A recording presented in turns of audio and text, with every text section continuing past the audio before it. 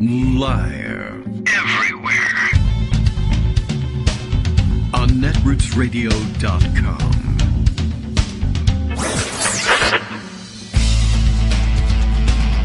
David Waldman. Kagro. In the morning. Now, here's David Waldman.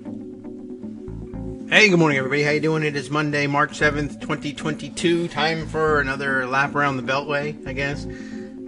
Trucker rally, sort of, maybe, depending on what you think defines a trucker rally. Happening, I don't know, now, maybe not now. It's very difficult to figure out what's going on with this group. But, a large-ish now number of actual trucks, maybe sort of, kind of, parked at a racetrack, a motor speedway in Hagerstown, Maryland, which is kind of sort of, within driving distance of Washington, D.C.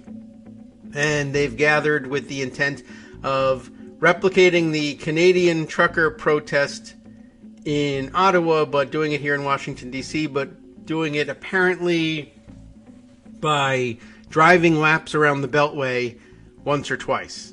And that was yesterday. And I think they drove once around the Beltway and found out that Beltway traffic is no joke, and that their plan to slow the Beltway to a crawl with their traffic was probably barely noticed because the traffic is almost always at a crawl, at least in a lot of places, and that the actual just everyday traffic, and this was on a Sunday, was heavy enough such that their convoy kept getting split up, and it was difficult to tell the difference between a trucker convoy and some number of trucks on the Beltway. And then they went back to Hagerstown. This morning I see some coverage of the encampment at Hagerstown and giving, relatively a light touch, let's say, in the coverage. And actually, as it turns out, the coverage I was reading was from a guy who holds himself out as a historian. I don't know, maybe he's got actual credentials and everything. I'll read a little bit about it later on. But that he's got, his credentials are as a historian. And once you figure that out and allow for that, and not the fact that he's holding himself out as a journalist per se, it's a little bit more understandable the way he documents what's going on there. But the somewhat troubling view that I think emanates from the people who were there. He's probably accurately reflecting how they think of themselves being there. But they generally hold themselves out as, the whole thing. Patriots and everything we're doing is right, and it's to save America, et cetera, et cetera. Taking some exception with what he saw, or how he reports, how he characterizes what he saw there, by saying that they're nonviolent ellipsis for now. I mean, it seems pretty clear. There were a lot of people taking him to task about, well, why aren't you showing that there's a real underlying current of violence here? And there is, and he does illustrate it. I don't know. I think we give him a wide berth on this one. I should also point out, by the way, in case you were caught up in this thread too, his pinned thread is similar observations from the January 6th insurrection, which, again, you can't exactly accuse him of being a part of, but he does a very interesting view, let's say, of some of the, he seems to find or seek out and find and highlight the fact that these events are also attended by people who aren't hardcore racist white nationalists, but I think there are a lot of questions unasked and therefore unanswered about why do they consort with these people then, and what do you make of the overall fact that the general tenor of the event is violent and insurrectionist. It's a little strange. Maybe we'll talk about it a little bit with Greg. I don't know. I just thought that was of some interest today. But many other things happening that we'll have to catch up with from around this here country and around the world as well. Things still happening in Ukraine as it happens. Still a fairly serious disease in circulation, although the numbers nationally continue to improve. And even in other countries hard hit by the pandemic, their numbers continue to improve, except for South Korea, who is just going downhill for some reason. At any rate, well, let's round up the rest of the news, and all right, we'll give it a light touch on the trucker convoy until they get more serious, I guess. And their plan is to drive more laps. I think their announced agenda is more laps around the Beltway each day until their demands are met. And then they came up finally with a list of demands, and of course they're ludicrous and don't really have any bearing on what's happening now, or there's no way for the federal government to give them what they want. But that doesn't matter to these kind of guys anyway. Something. I don't know. There's more. Greg's here. He's more. Let's say hi. Good morning, Greg. Oh, good morning. So I thought this was quite an interesting coverage by the historian, who, by the way, is a historian of the American Revolution, says his bio, and democracy, and author of a book called Taming Democracy. Oh. And basically what I think he's trying to illustrate, and I think does it fairly well, is that they're trying to present a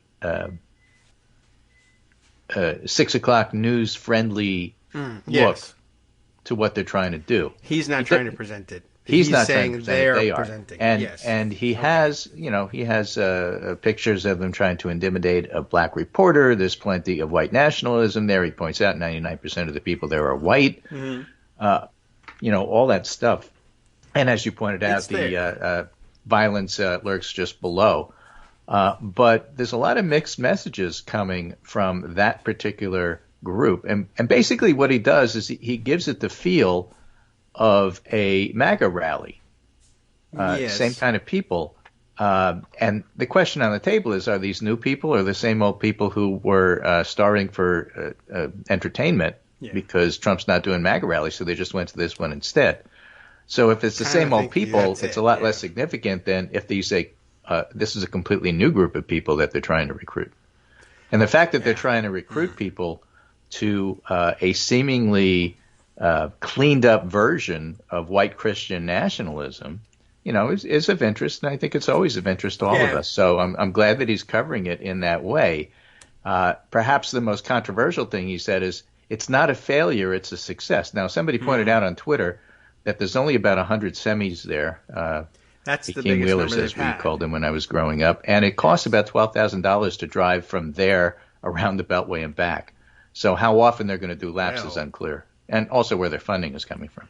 That's a big question. Over the weekend, we found out, for instance, that somebody had gathered, some number of millions of dollars for them via GoFundMe, and then went and funded herself, I guess, and took off with the money. So that's a problem. Right. So a lot of grifting. In other words, MAGA. What are you going to do?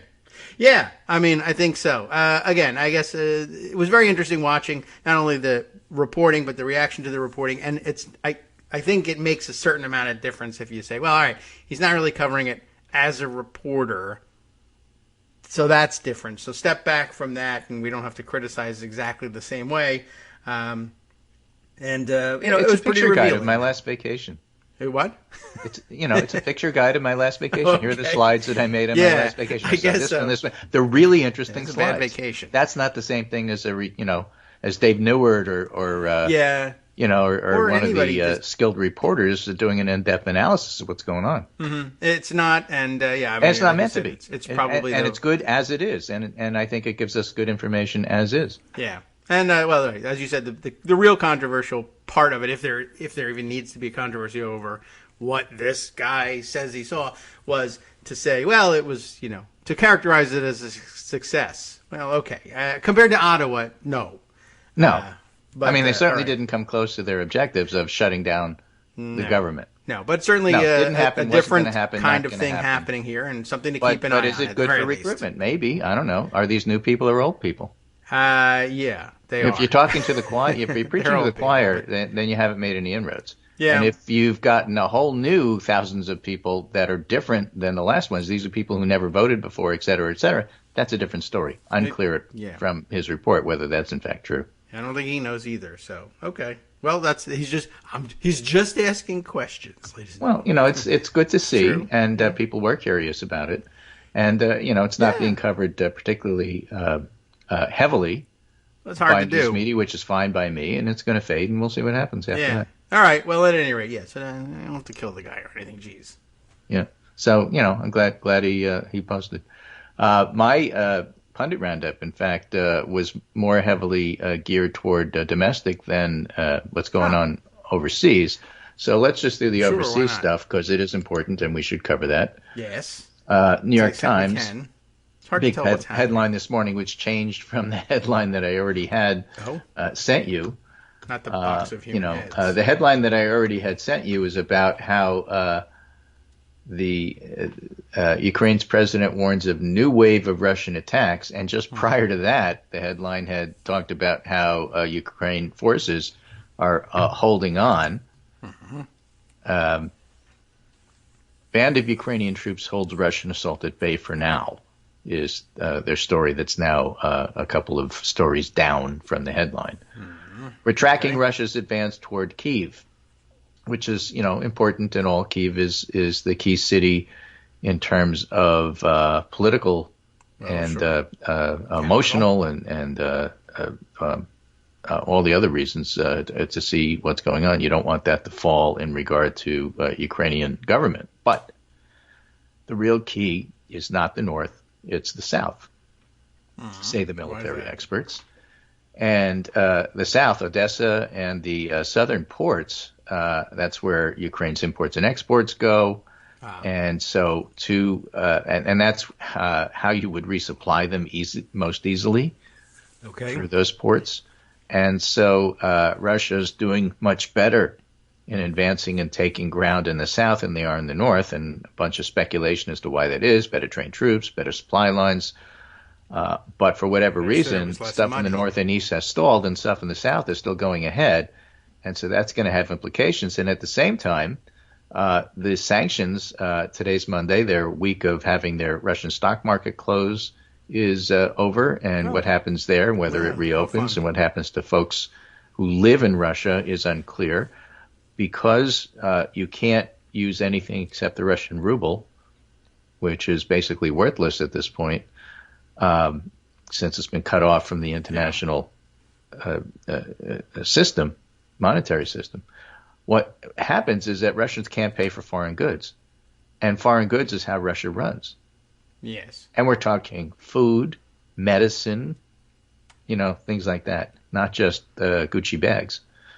So if you can't get parts for your military, if you can't get food, seeds, if you can't get medicine, there's some estimates that 60% of all of those things are imported. You can't get them because you can't pay for them. Then that has a huge impact on the Russian people. So the sanctions are going to bite, and they're going to bite deep, and probably even more so than whether or not you actually shut off Russian oil, which the U.S. doesn't really import. Oh, not that much. So Nancy Pelosi called for Joe Biden to stop importing Russian oil. Well, go ahead. That's symbolic. It doesn't really mean anything. Okay. It's not going to hurt us. It's not going to hurt them. I think everybody was for that in Congress, so. But, it's the natural gas and the rest of what happens in Europe.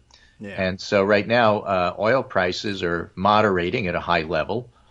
Crude oil was 130 per barrel, and now it's down to 113, and that's up, hugely from a couple of weeks ago. But it's not going through the roof. And so the sanctions are going to bite, and how hard they're going to bite is unclear. Noah Smith, who covers economic matters in his Substack carve-out, I guess, vertical, whatever you want to call it, called No Opinion. I don't know. Yes, I have no opinion of it. Noah Opinion. How are the big sanctions hurting Russia so far? They're hurting. Okay. There you go. The Russian defense industry, a weak ruble and bank cutoffs make it harder to buy imported components and machines for defense manufacturing. For example, precision-guided weapons, vehicle electronics, communications equipment, all need computer chips. There was already a global chip shortage, and now there's signs Russian manufacturers are having trouble getting their hands on what they need. And now this isn't just about the weak ruble or bank cutoffs, it's about export controls. He mentions the U.S., Al Perovich, one of the experts there, mentions U.S. foreign direct product rule. But many other chip companies, including South Korea and Taiwan, are also halting sales to Russia. Protocol did a report on Russian dependence on foreign chips last year and found that European and U.S. companies sell them a lot of microprocessors, while their memory chip imports come mostly from South Korea and the U.S., and that's all done for now. And that'll hit Russian defense manufacturing immediately. Over the longer term, there'll be the problem that the machines Russians use to make the tanks and planes and rocket launchers and transport trucks will need spare parts, and these will be in short supply. And on top of all of that, financial sanctions make it difficult for both the state and defense companies to actually pay their employees. You know, you remember that. We talked about that in the show last week. My old Russian medical partner used to say that they pretend to pay us and we pretend to work. Right. You know, and that's the way it is in old Soviet Union. You remember. And no opinion rights. What this all means is that the Russian military hardware and the Ukrainians are destroying. It's not going to be easy to replace. And there are reports that 95% of Russian buildup is already committed to Ukraine at this point. The website Oryx maintains a meticulously curated list of visually confirmed equipment losses, and the toll so far is pretty stunning. 845 Russian vehicles lost in the first 11 days of combat, including 130 tanks. And the true numbers are likely to be significantly higher, given that many losses don't get clear visual confirmation. Already, the Russians are starting to supplement their military vehicles with regular old pickup trucks. With the Russian defense industry crippled by sanctions, we might be looking at a severely weakened Russian army for a decade or more. And also remember that if Russian consumers are having a hard time getting their hands on medicines, Russian soldiers may be running out, especially with their supply trucks being constantly blown up by the Ukrainians. And that could mean more soldiers out of the fight due to illness or wound infection. So there's a lot of things going on there. Now, they do have some saving grace in terms of their own situation, and that's high oil prices. Remember, oil is by far Russia's biggest export. That's why we always call them a gas station run by a mob. So it's going to get them a ton of Western cash that they'd otherwise find impossible to get, and that could negate much of the financial devastation from the sanctions, which he calls the big sanctions, capital letters, which is why some Western leaders are discussing a ban on Russian oil. And remember, Russia can always sell oil to China. But if China is basically Russia's only customer, it can exploit that power to pay bargain basement prices. True also. China's already doing this with Russian gas. How capitalist. Right? And the huge foreign, mostly European contribution to Russia's machinery, pharmaceutical, electronics, and transportation equipment, this all matters a lot to the military, and it's enormous. From places like France, for example. So the sanctions matter. They're going to hit, but they take time. And basically, it's a race to have the sanctions bite versus a race for the Russians to try to take the southern coast. Okay. And, that's really what's going on here. And that's why, you could look at the positive things that the Ukrainian army is doing and positive events, the fact that Kiev hasn't fallen, their lightning war has failed, and still worry about what happens next, because the destruction which one can do from the Russian border is pretty significant, and from the ships in the Black Sea. And so you don't need a convoy to destroy cities. And that's a problem. That's all you want to do, yeah. If all you want to do is leave a wake of destruction, they can do that. They could have done it without leaving home. They're doing it. And, so they did it there. They can't take Ukraine and keep it, but they can destroy. And so that's why the sanctions versus what the war machine can do is a race. Okay. And that's the situation. So, don't focus on Kiev. What am I not and doing? The convoy. And we know about convoys and caravans. It's really nice to cover them on the news because you get a visual and it sounds good. And in reality, it's probably something much different. Whether you're talking about Maryland, whether you're talking about, Kiev, it's not what you think it is, but it makes a nice, pretty picture. Yes. Well, that's all photos that come from these events tend to be highly concentrated groups of people, both events, surrounded by emptiness. Yeah, so that's part of it. Mythical, well, the caravans that were going to win the election in Virginia for governor, not this one, but the last one by Ed Gillespie, that didn't materialize. Yeah. This one in Maryland materialized, but in a different form. It's metastasizing to a different animal altogether and should be covered as such. And I think it was a a valued contribution to get us to look at it that way. It's not the Canadian convoy at all.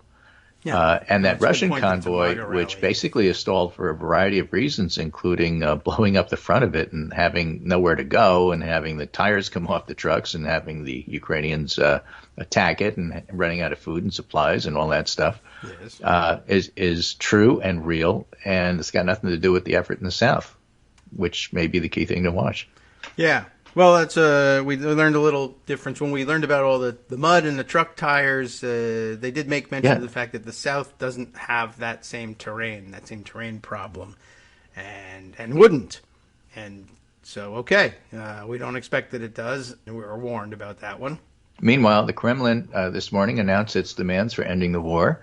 Ukraine must change its constitution to guarantee it won't join any blocs, including NATO, EU, and your local bloc party, not allowed.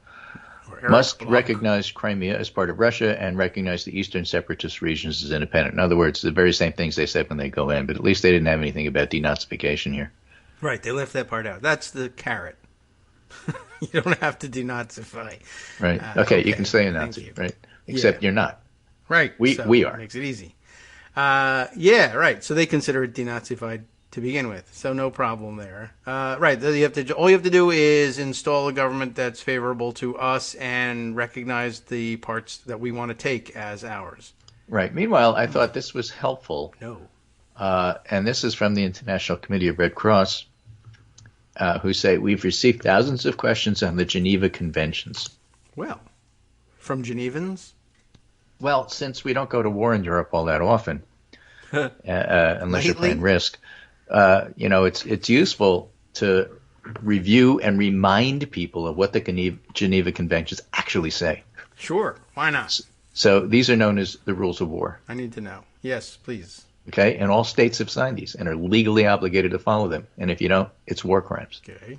Point the guns at the other guys. Civilians, they can't be attacked. They must be protected. They are not a target. So when you see Russians target civilians on their so-called evacuation routes and mine the route, that's a war crime.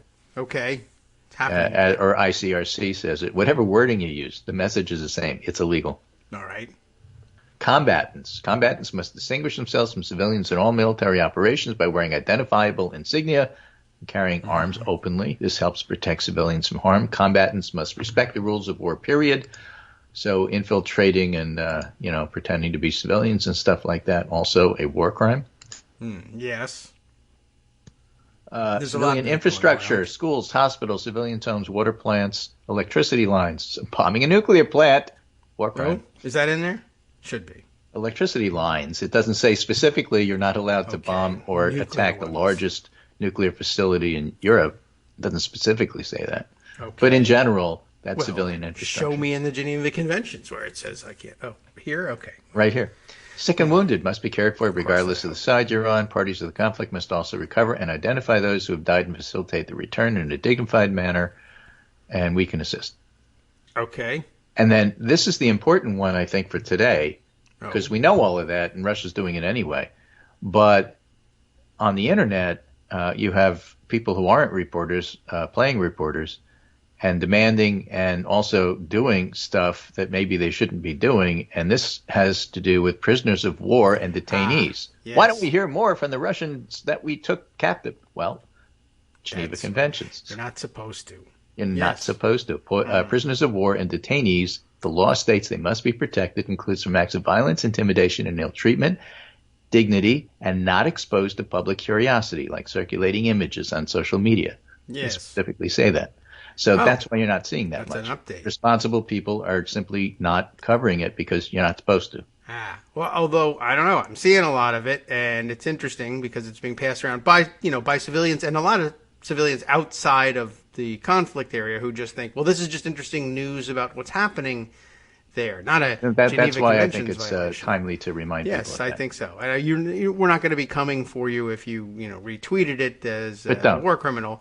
But yeah, keep in mind, there was this fascinating video, and which I agree was fascinating, and I agree was probably even might even have been true and heartfelt, of a captured, I guess. It didn't look like he had been mistreated, which is nice, if true. Russian soldier saying this is a huge mistake. For propaganda. But yeah, that's the thing. As interesting as it was, to be fair, it's a Geneva Convention violation, and you never like that when people do that. So right. be aware of what you're seeing. To remind people, weapons, the use of illegal weapons and illegal use of weapons is prohibited. Use of illegal weapons and illegal use of weapons. That means no cluster bombs in cities. No thermobaric bombs that blow up and destroy cities. The use of heavy explosive weapons in populated areas, like in cities, should be avoided. Cities. You're saying cities a lot. Yeah. So, okay. Yeah, that's workers. A bad thing. And aid workers have to be allowed to operate safely, and that means, among other things, being allowed to inspect nuclear plants that are bombed by your side. You should let the monitors in to make sure everything's safe. Yeah, and those guys are crazy, so let them go. Red Cross, Red Crescent emblems. If Jack Lemmon shows up at your nuclear facility, let him in. Sure. Please. Let him inspect. Red Cross, Red Crescent emblems are protective. In conflict, They must only be used for medical staff and Red Cross and Red Crescent workers, so no disguising yourself as a medic. The rules of war save lives. They reduce human suffering. We call on all parties to uphold them now, and war crimes later if you don't. Okay. Just saying. Right, that's true, even although not necessarily for those of you that retweeted the video or anything like that, but just, be warned. I did see some people saying, this is all fascinating, but it's the kind of thing that we're not supposed to be encouraging, and I know we don't realize that because we're all just having fun here with Twitter or finding out interesting facts about stuff that's actually happening. But, we'll do the domestic stuff after the break. Okay, we can do that. The international scene having been covered. And, all right, well, thanks very much. We'll all get in a truck, drive a couple laps around the Beltway, and be right back. Hi, it's me, David Waldman, the same guy who was just talking to you a second ago. Our Patreon subscription drive is still going strong, with over 175 monthly donors who help keep us on the air. If we've helped keep you going during the pandemic, why not return the favor and help us keep going so we can all be together for the next disaster? Patreon.com, Patreon.com, makes it easy to make secure, recurring monthly contributions to support our show. Patreon.com/KagroX gets you straight to our donation page. Maybe you'd like to thank us for keeping you sane during the Trump era. Maybe you're looking forward to in-depth explanations of what's going on in the Biden administration. Whatever it is that keeps you listening, we need your help to keep bringing it to you. And hey, if you happen to prefer using PayPal or even the Square Cash app, we're up and running with those options too. Thanks again, everyone, for all your support. We literally could not do this without you.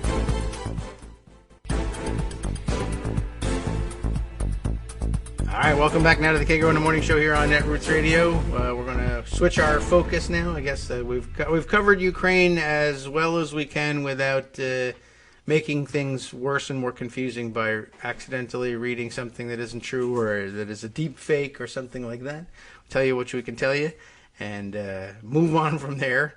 But, all right, lots to round up domestically as well, besides the truck thing, which is weird and unformed at this point, and we'll see how it develops over the next couple of days, whether people get bored and go home or it turns into something else. Yeah. And that's certainly true. So a lot of things minimally were happening domestically. Yes. Let's just randomly pick something. So Bill Barr's book is out. That's crazy. Don't do that. And of course he's lying.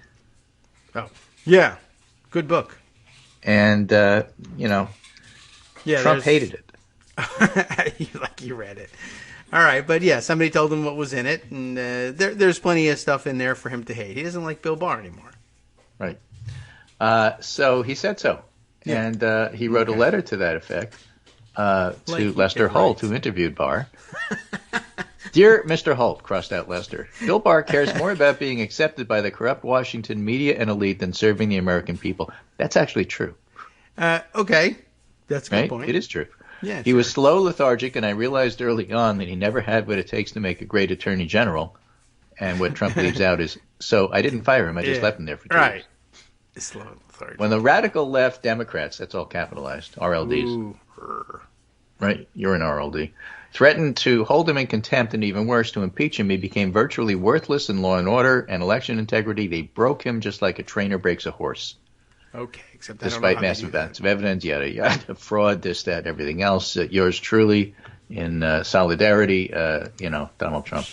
So it's just weird because Barr is basically the toady everybody said he was and not good enough for Trump. I think that's just, somewhat significant. Yeah. Another significant finding here is seems true. The New York Times is covering Alex Jones. Why? I'm from Newtown, Connecticut. I have no affection for Alex Jones. Yeah. But Alex Jones and Donald Trump, a fateful alliance, draws scrutiny. The InfoWars host tormented Sandy Hook families and helped elect Donald J. Trump. His role in the January 6th Capitol attack is now of growing interest to congressional investigators. Okay. So that would be not so instant karma. And if it comes back to bite him, that's fine by me. Lots to bite. But millions of dollars flowing. And so basically Alex Jones is coming into it because they're following the money.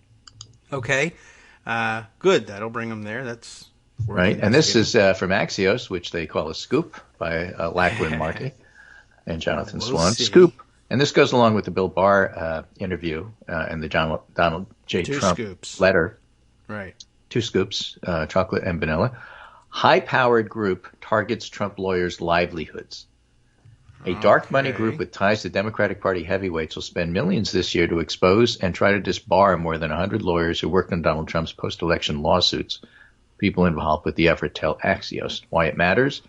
The 65 Project, as it's called, 65. plans to begin filing complaints this week and will air ads in battleground states. And it hopes to deter right-wing legal talent from signing on to any future GOP efforts to overturn elections, including the midterms. This group takes its name from a count of lawsuits that sought to invalidate the 2020 results. 65 of them. Yes, they should have. Although they could have highlighted it worse. Project from Media Matters. Well, it's 64 for 65 is what they should have called it, or 1 for 65, depending on which perspective. But yeah, they filed something like that. 60. I thought the number was different, but 60 something lawsuits, and I think they won one minor one somewhere, and it didn't do them any good. But okay. With Clever. Great power comes great responsibility, they say. Lawyers have a special role and special obligation to society. I know about taking medical oaths. I don't know about legal oaths about not lying, because obviously that's not true. So I don't know what happens. Nothing in particular. But particularly they're going after Cleta Mitchell, John Eastman, and a bunch of others who are smack in the middle Eastman. of it, and that's good. Yeah, sure. And Cleta Mitchell deserves it, and I don't know whether they're going to be as effective with her or not. But Eastman's in a lot of trouble. Yeah. So, again, January 6th committee plus this together puts pressure on them. So, if you want to at least make it not easy to subvert the Constitution and steal an election, that's cool. That. Yeah. Lachlan Markey, who wrote the piece, co-wrote the piece with Jonathan Swan in Axios, tweets, "This effort is as much about future elections as 2020. Its advisors tell us they want to make Trump attorneys toxic in their communities and in their firms in order to kill the pool of available legal talent going forward." So the pressure isn't so much on the individual, it's the people who hire and employ them. Yeah, but okay. They're hard to pressure. No firm wants to be associated with the Kraken. Oh. Is that how we're pronouncing it now? Is that like Kraken? However, I don't know. Okay, I'm just checking. It might be a new pronunciation. And I have to go check with the movie. Okay, Kraken is what I can do. I don't know. Let's try it. Let's see if we can change people's minds. No, it's Kraken. Kraken. Really? I don't know. Well, whatever. The point Greek, is to try to get the legal firms, because they don't like bad publicity. Okay. Yeah, good, I guess. And remember, legal firms are like corporations. They don't have consciousness. They are not people, too. The reason corporations are leaving Russia is because you can't pay for their goods, not because they're on the side of truth and democracy. Right, but they also What's the point of being in Russia if you can't buy their goods because, there's no international monetary exchange? We're not going to stay, and you can't buy our goods and you can't pay for them. We're leaving. We'll make a statement because it's good PR. Right. The reason we're leaving is you can't buy our stuff. Why are we there? Yeah. I mean, it just happens to be another good reason to leave. So the point is that if law firms say, look, you really shouldn't be participating in anti-constitutional action, not because it's bad law, but because it doesn't look good. But also fine. Yeah. Right, true. If it hurts us as a company and the partners make less money because you feel like dabbling in this thing, then you're not going to be a partner. You're not going to work here, okay? Yeah. And we're not going to take a stand that democracy is good and subverting the law is bad. But we are going to tell you if it's bad for our bottom line, you can't do it here. Yeah. Okay. Well, cool. Fine. Whatever. It's understandable as a tactic and get Capone for tax evasion. Okay. And Eastman, like I said, he is in trouble. We'll have to get around to that. But there was some Friday developments that I've forgotten about because it's Monday now. So yeah, you could talk about that. I'll do it. You know what it is. All right. And then the last thing I have, maybe it's the last thing. I would say that, and then I come up with 5 more things. Yes. The effects of the war on French politics. We always like to look overseas. We have a lot of friends from overseas. The war. The Ukrainian war? Yeah. Okay, on French politics. Yeah, it's made Macron's popularity surge in the polls. Okay, and probably Le Pen's plummet. And, well, not just Le Pen. There's a fellow named Zemmour. I don't know him. Who's also a right-wing guy who perhaps to some people is more attractive to vote for than Le Pen. How? I don't know. His name is Eric Zemmour, and over the last month, says this France 24 article, but in English, so I could read it. Oh, good. The niece of French far-right leader Marine Le Pen, Marion Maréchal, on Sunday officially joined forces with a rival campaign for the April 2022 elections in a blow to her aunt's bid. Oh, I see. Okay, I was confused Maréchal, about the 32, first who had already hinted at her move, addressed a major rally of far-right pundit Eric Zemmour, who over the last months has upstaged Le Pen by becoming a major presence in the campaign. President Emmanuel Macron, who last week finally made clear he was standing, that is to say he'll run, is the overwhelming favorite to win a new term, with Russia's invasion of Ukraine seen as bolstering his position by keeping other candidates in the shade. I'm certain that political transformation will take place, and I believe, again, victory is possible. Marion Maréchal told the rally. So Le Pen and Zemmour are the main contenders to make a runoff against Macron. An Ipsos Sopra Steria poll published Saturday showed Macron on course to win 30% of the first round, up sharply since the start of Russia's war against Ukraine. Le Pen's 14.5, Eric Zemmour's 13. Zemmour dropped because, among other things, I think that he was found guilty of copyright infringement. And so that's a problem for him politically. But the point is there are two far-rightists who appear to be splitting the vote, which is going to help Macron. Great. And so, when you have coalition politics, these things matter. When you have two parties in the U.S., you don't see that. But if the GOP wants to split between MAGA and non-MAGA, that's okay with me. It's almost the same thing. I guess so. If they can pull coalitions of voters with them. Well, the thing is, MAGA itself may split because they have Ron DeSantis trying to outcompete Donald Trump for the nomination. Yeah, and that's going to be fun to watch them shoot each other, metaphorically. Well, sure, of course. Well, that will be interesting to see. I can't imagine saying after everybody. Look, we all hate Donald Trump, but the idea of Ron DeSantis following his act. Too. Yeah, I mean, I hate him, but with a different sort of, he evokes a different kind of disgust. But thinking about MAGA people, thinking of Ron DeSantis as charismatic a leader as charismatic, no, but mean and nasty, yes. Well, sure, but and look, that's what we're after here. I just want to own the lips. Yeah, I want to be mean and nasty to people He's who aren't good at us. that. That's no doubt about that. And we'll all experience that. That's the easy part to copycat, I guess, and that's the part to worry about. Because it's so easy. So, all right, yeah. Well, look, we want to hope for an ineffective splintering, I think, so that somebody else can say, I could do this better than DeSantis, and then there'll be 3 of them, and then they'll be hopeless. People make the politics of MAGA way too complicated. All right. Right? It's really very Stop simple. doing that. There you go. Right? Give me the guy who can smite my enemies, and I'm in. Yeah. If you think DeSantis can smite your enemies as well or better than Trump, I'll take him. I guess so. Especially if Trump finally retires or dies. Yeah, in prison. So, we'll see. But, again, it's already mid-March almost. Yes. The Ides are coming. It's the 7th, one more week. And we're at mid-March, and these hearings are coming in April. Right. So, okay. Right around the corner. I guess so. It's just a long corner, that's all. Maybe a month away. A month isn't a long time politically. No. It's a lifetime, but not a long time. Sooner than you think, but yeah. It's not today, so that's annoying. Well, the robins and their red-winged blackbirds are back. So, spring's we have coming. daffodils up. It's going to be 70,000 degrees today here. Yeah, well, it was 62 here yesterday. It's going to get cold again. We'll have a frost and all those daffodils will die, and that'll teach them. Hooray. But yeah. Spring is coming. Daffodils. And so with it come the hearings. And with the hearings come a lot of news.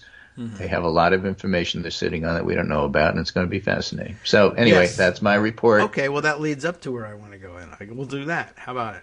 How about it? Very good. Well, so thank you. Take care, and I'll be back on Wednesday. Okay, sure. And everything will have changed by then. Oh, I have to add one more thing here. There's always one more thing. You remember, we finished Thursday talking about the fact that wax museum was pulling the head off Vladimir Putin. I was ready to figure there's no way I remember. No, that one I do remember, yes. Well, because you remember that, and everybody, I just have to give you this AP story from March 6, 2022. Okay. Box of human heads stolen. Oh, good. What? Denver police are investigating the theft of a box containing human heads from a parked freight company truck, officials said Saturday. The box was being transported for medical research purposes. Somebody broke into the truck when it was parked between Wednesday afternoon and Thursday morning.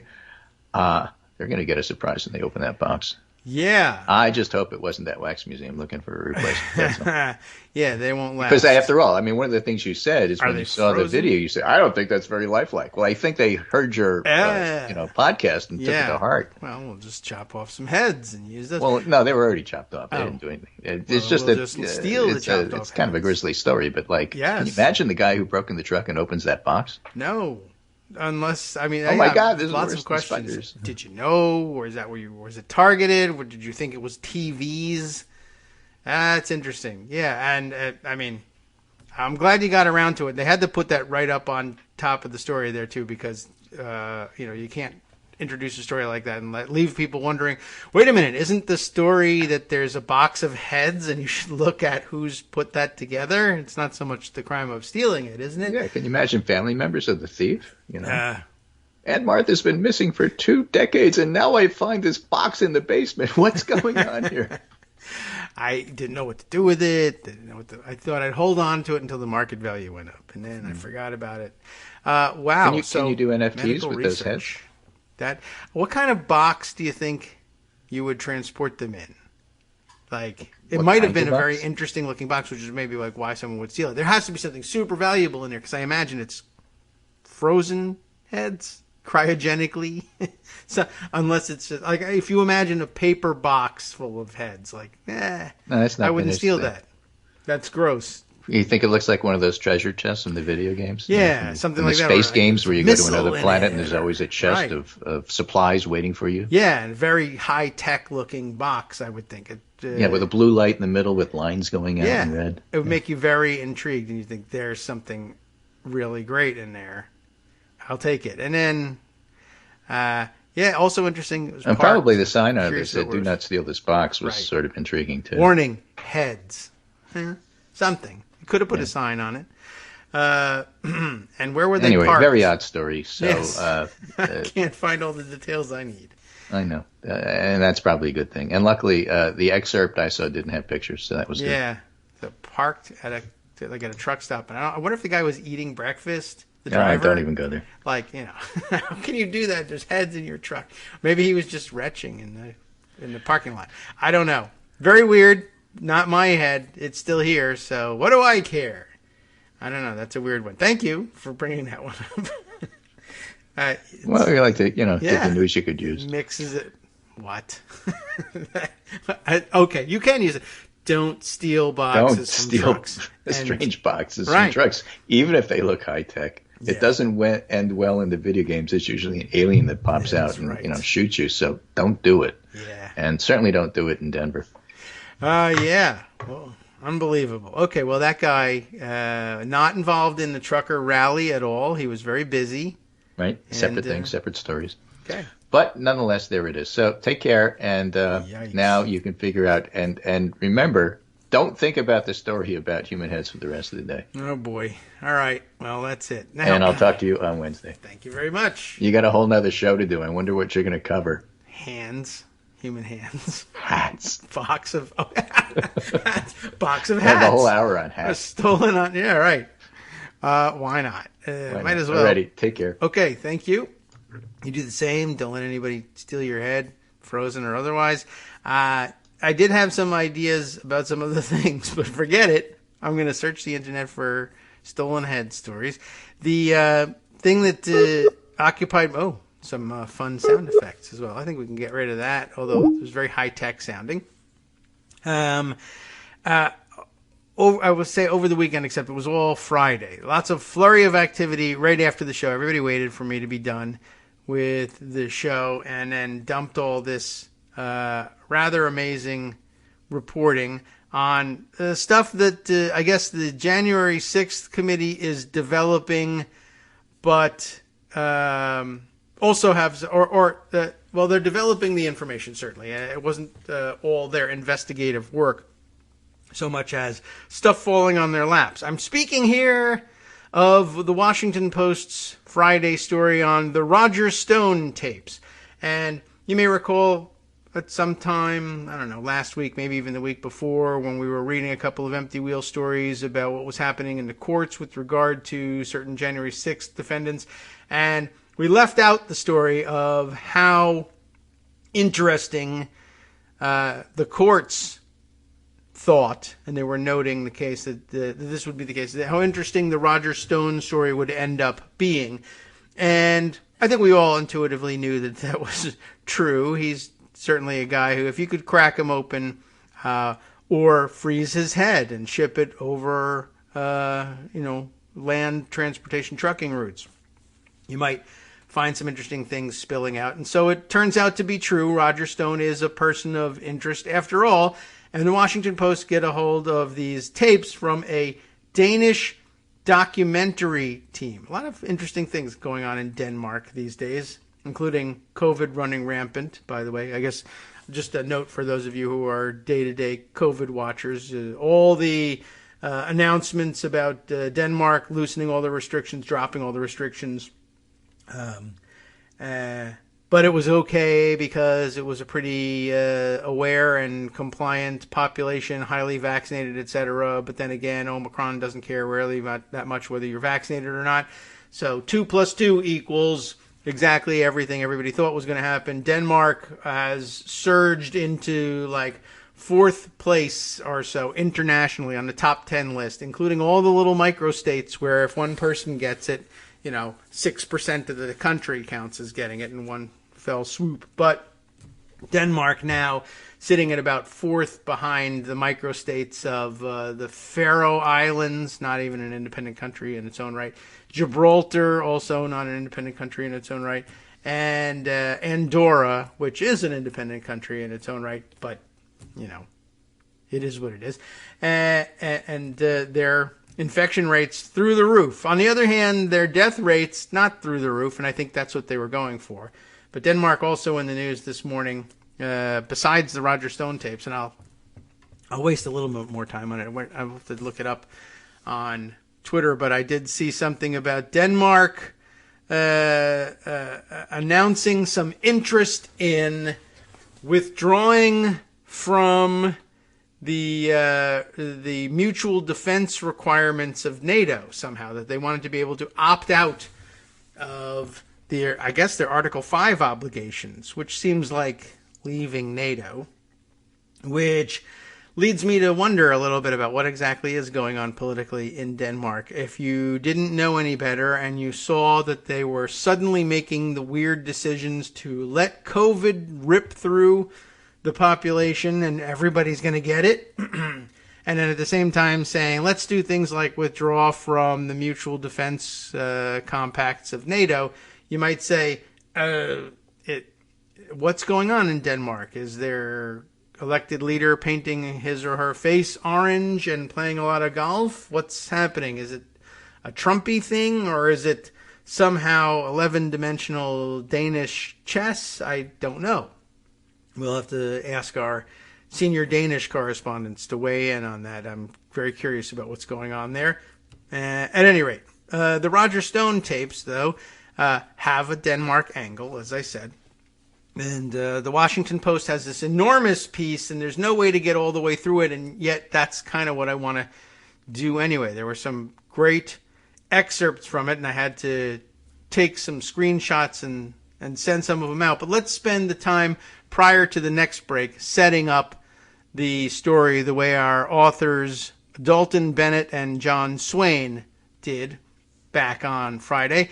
As a mob ransacked the Capitol on January 6, 2021, Roger Stone, Donald Trump's longest-serving political advisor, hurried to pack a suitcase inside his elegant suite on the 5th floor of the Willard Hotel.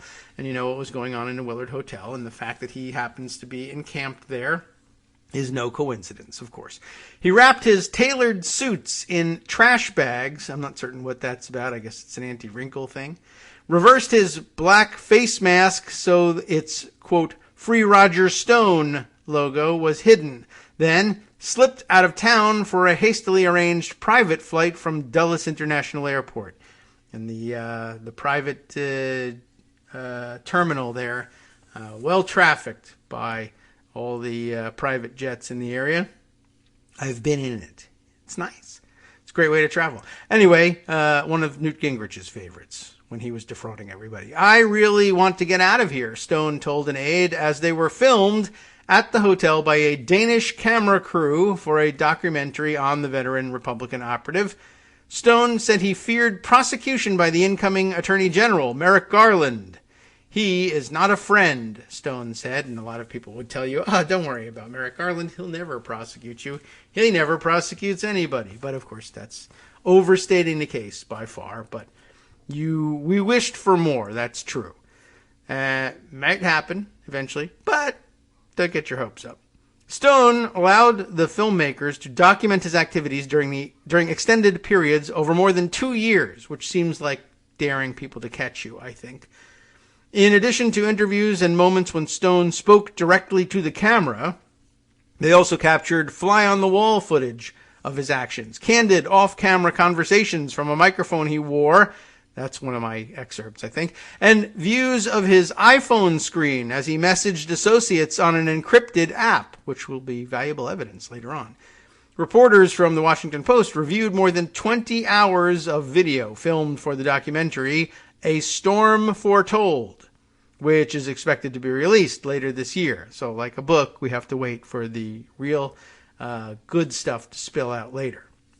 But some of the stuff is spilled out now. And we'll see whether these reporters continue to cover it or whether they stop telling us what's in it and start writing a book. The footage, along with other reporting by the Post, provides the most comprehensive account to date of Stone's involvement in the former president's effort to overturn the election and in the rallies in Washington that spilled over into violence on January 6th.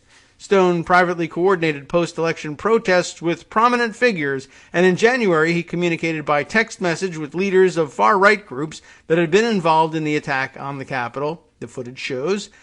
The filmmakers did not capture conversations between Stone and Trump, but on several occasions Stone told them or his associates that he remained in contact with the president. Stone has refused to give testimony and evidence to the House committee investigating the January 6th attack, citing his rights under the Fifth Amendment. Last week, he sued members of the panel to try to block them from using a subpoena to obtain his telephone records. On the day of the attack, as he packed his bags, Stone told the filmmakers the riot was a mistake and would be, quote, really bad for the pro-Trump movement. On the eve of the 2020 election, however, he seemed to welcome the prospect of clashes with left-wing activists. In a recorded conversation, as an aide spoke of driving trucks into the crowd of racial justice protesters, Stone said, once there's no more election, there's no more reason why we can't mix it up. These people are going to get what they've been asking for just after the election, you see. Stone declined requests for an interview, at least from the Washington Post here. In response to questions, he said in an email that he had no involvement in the January 6th riot. Any claim, assertion, or implication that I knew about, was involved in, or condoned the illegal acts at the Capitol on January 6th is categorically false, and there is no witness or document that proves otherwise, he wrote. Without providing specifics, Stone accused the Post of employing a clever blend of guilt by association, insinuations, half-truths, anonymous claims, falsehoods, and out-of-context trick questions. He suggested that video clips of him reviewed for this article could be deep fakes. You attribute to me things I never said, Stone wrote without citing any examples. But he did say that. They have that written. Stone moved quickly after Trump's defeat to help mobilize the protest movement that drew thousands to the nation's capital on January 6th. He privately strategized with former National Security Advisor Michael Flynn, who's a spy, of course, and rally organizer Ali Alexander, who visited Stone's home in Fort Lauderdale, Florida in late November 2020 for a dinner with Stone, where Stone served pasta and martinis. And that seems like a detail that's not necessary at all. A few hours before the January 6th attack, the video shows a member of the far-right Oath Keepers group, who has since pleaded guilty to seditious conspiracy, so you know exactly which one of them we're talking about, was in Stone's suite at the Willard. Other rooms in the same hotel were used as a command center, of course, by Trump's personal lawyer, Rudy Giuliani, and other advisors involved in the fractious battle to overturn the election. Stone was not a part of their effort, the footage indicates, and he said he feared that top organizers were trying to exclude him from the rally. So that makes him angry, and he spills the beans on a bunch of them. Isn't that funny? We'll have more after this.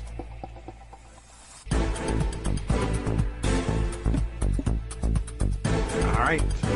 Welcome back now to the Kagro in the Morning Show here on At Roots Radio. I'm scrolling back to see if I can find the excerpts that I thought were so important. I mean, I know basically what they were about, but in case this Stone thing just gets way too long, and I mean, it's an enormous piece, although I don't know how much of it, scrolling past it, is going to be pictures. It's one of those interactive pieces with lots of pictures and video embedded.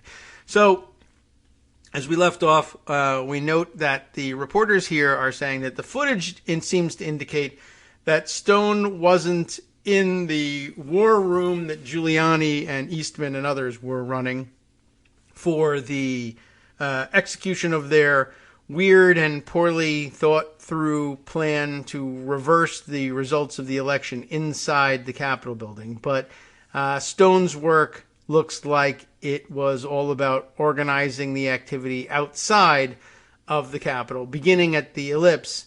And it also becomes clear that he's not particularly opposed to and may also have facilitated the work of moving the crowd from the Ellipse to the Capitol. What happens inside there was somebody else's business. The fact that it would inure to his benefit, well, then he just didn't need to know what was going on in there.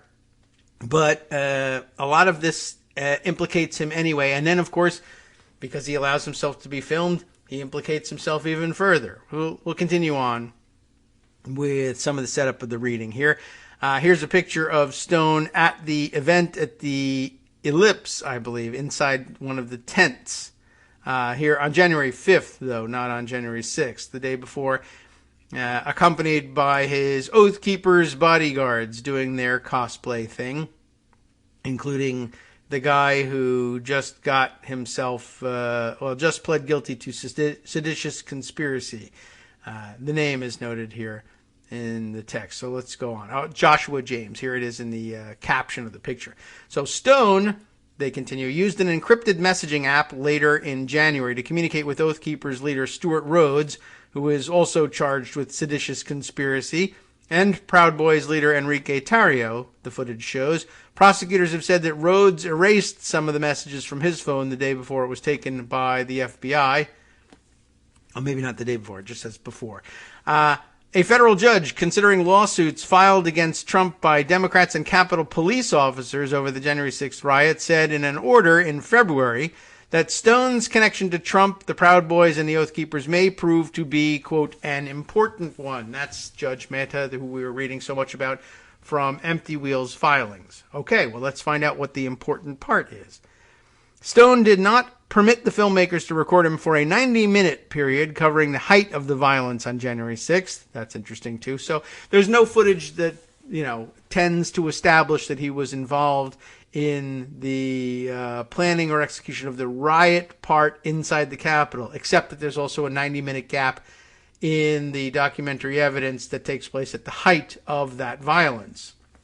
So really what it says is there's no footage that exists that establishes this, but it is worth noting, I think, that there's a 90-minute stop in the action in terms of filming, at which time things become their worst inside the Capitol building, and there's no video record of it. That doesn't exonerate him, doesn't convict him either. But okay. So what else was here? A Stone aide blocked the cameraman from entering his hotel suite, claiming that Stone was napping, the cameraman said. When he eventually got inside, Stone was speaking on his phone. He may have been napping earlier, maybe not. After he left Washington, Stone lobbied for Trump to enact the Stone Plan. Wow, what a great name. A blanket presidential pardon to shield himself, Trump's allies in Congress, and the America First movement, in quotes there, from prosecution for trying to overturn the election, according to the footage and additional documents reviewed by the Post. So, again, an interesting thing. I had nothing to do with what was going on inside the Capitol and the attempt to overturn the election, but 90 minutes of the height of the violence has no footage, and he suddenly begins seeking a pardon for himself from prosecution for trying to overturn the election, which is what was happening during that 90 minutes. But okay. Sure, he had nothing to do with it, but he wants a pardon for it. But, he is a showman. You never know, right? So it might be that if he were, in fact, not involved in all of that, but needed for his reputation to be involved in it, then you could claim that credit among the MAGA crowds by running around insisting that you needed a pardon for it, even though you were never going to get it. Doesn't matter because he didn't do anything. You see, it would make for an interesting dirty trick, I'm saying that. It may also very well have been involved in the planning and execution of the riot. But the plan, Stone's plan, along with a bid by Stone to win pardons for other Trump backers, including convicted mobsters, this one's still unexplained, as far as I can tell, was ultimately thwarted by White House counsel Pat Cipollone, Stone said in several conversations that were filmed. And yeah, it's an interesting story about how do they get around to the convicted mobsters and who are they and why. And it's never really explained why, but I'd be curious to see if we could find out. And then he starts naming names about who he thinks needs pardons in Congress. And that's an interesting thing too, and maybe also a great dirty trick, because most of the people he names, you can imagine what you think they might need a pardon for. But they insist they don't need pardons and never asked for one, and it's a setup trying to make them look bad, even though the reason they look bad is we all have a pretty good idea of what these people did. Anyway, I'll move on here. You'll get the idea. But this is interesting commentary to me. That's what makes otherwise, you've probably read this story already. That's what we're trying to do here. So, continuing on. Clearly, Cipollone effed everybody, except he uses the word. Stone told Stephen Brown, a friend, then in federal prison in Oregon, for fraud conviction, because all his friends are in jail eventually, during a call on January 19th, 2021. Cipollone was aware of Stone's requests for pardons and opposed them, according to a person familiar with the situation, who spoke on condition of anonymity to discuss confidential matters. "See you in prison," Stone wrote that evening in a message to another Trump associate. And yet he wouldn't. At least not yet. but maybe. In an inauguration day call with a friend, Stone directed his rage at the man who had confided in him and consulted with him for decades, denouncing Trump as a, quote, disgrace, and expressing support for him to be impeached. He betrayed everybody, Stone said. You never know where Roger Stone is going to land, minute to minute. Stone, 69 years of age, of course. Nice. And everybody say, oh, well, makes sense for him in particular. Has been a combative Republican strategist for almost half a century. He became notorious for dishonest political attacks when Watergate investigators revealed he was paid to carry out, quote, dirty tricks for President Richard Nixon's 1972 re-election campaign, though he was not charged with any crime. Stone frequently complained to the Danish filmmakers about reports that inaccurately called him a, quote, self-described dirty trickster, but he remains unapologetic for doing whatever is necessary to win. One man's dirty trickster is another man's freedom fighter, he wrote in his 2018 book, Stone's Rules, a collection of career lessons, including how voters will believe a big lie if it is kept simple and repeated often enough. They're trying that now. Stone has been friends with Trump for more than 30 years. He worked as a consultant to Trump's businesses in the 1980s and served as an informal advisor to Trump's 2016 campaign. That year, Stone founded the 2016, founded the Stop the Steal initiative to fight efforts by some Republicans to wrest the presidential nomination from Trump at their national convention. Stone's relationship with Trump took on a lower profile after it came under scrutiny by special counsel Robert Mueller, who probed Stone's communications regarding WikiLeaks after it published hacked Democratic Party emails. Stone was eventually convicted on charges of impeding a congressional investigation of Russian interference in the 2016 election. He was sentenced to 3 years and 4 months in prison, but Trump commuted the sentence in July of 2020. The filmmakers followed Stone as he sought a full pardon, not just commuting the sentence. Stone said his statement to the Post that its questions for this article were, quote, typical of the Washington Post's coverage over the last 2 years in which your newspaper insisted that I was a Russian intelligence asset in league with WikiLeaks to aid the Trump campaign, is a lie. A day before the announcement that Stone's sentence was commuted, the Danish filmmaker's footage shows he told his staffer, Enrique Alejandro, that Trump should use the powers of his office to reject official results in that year's election and secure victory in the courts with help from the federal judges who owed him fealty. This is very interesting. This is one of the parts that I excerpted and tweeted around. So, again, remember, this is a day before the announcement of his sentence being commuted, which means it's July 2020. And he tells his staffer, in July of 2020, Trump should use the powers of his office to reject official results in that year's election, which hadn't taken place yet, to secure victory in the courts with help from federal judges who owed him fealty, which is a horrific idea in terms of the independent judiciary, et cetera, But then again, remember that Trump was very open in saying too much about how he hoped, for instance, that Amy Coney Barrett would be in his corner when any election law cases eventually made it to the Supreme Court, and she would do her part to install him in office after he had done his part to install her in office. But they never got the chance. But this is an interesting thing. Ready? It's going to be really nasty, Stone said at home, again, on July 9th, 2020. Predicting that Democrats would try to steal the election, which, of course, was the opposite of what ended up happening. If the electors show up at the Electoral College, now this is July of 2020, he's already talking about manipulating the Electoral College. And listen to the language he uses for it.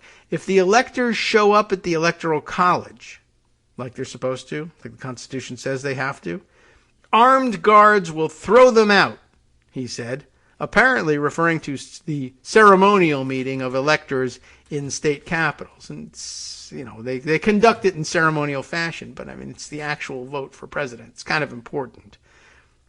But what's the justification? I'm the president. F you, Stone said, imagining Trump's remarks. You are not stealing Florida. You are not stealing Ohio. I'm challenging all of it, and the judges we're going to are judges I appointed. So again, in July of 2020, Stone, who says he had nothing to do with what went on inside the Capitol, which was all about trying to change the outcome of the Electoral College, and F you, I'm the vice president. I say everything goes my way, no matter what, right? In July of 2020, he's saying send armed guards or use the police to throw out the electors if Biden claims that he won any of the states that, he thinks he would have to have stolen in order to win. And he names here Florida and Ohio. And remember, in Florida and Ohio, Trump won. And so the electors are going to arrive and cast their votes for Trump. Not going to have armed guards throw them out because it's only legit if Trump wins, right? But he picked the wrong states. But in July of 2020, he's saying use the power of the presidency to force the local police to bar entry to the state capitol. Throw out the electoral college, the duly elected electoral college members, and tell them, no, we're going to have a different slate of electors, and we're going to point guns in your face and say you're not allowed in, and we're going to bring in some people who are going to vote for Trump. And then if you try to sue, we will take it all to judges that Trump appointed, and they'll all know who butters their bread, and they'll rule in that guy's favor, which is, a big problem with the whole Constitution thing and the independence of the three branches, and et cetera, et cetera. But, what do you care if you win, right? On election night, November 3rd, Stone attended a party in Fort Lauderdale thrown by an associate. In a speech, Stone urged Trump supporters to prepare for a disputed result, echoing Trump's own statements.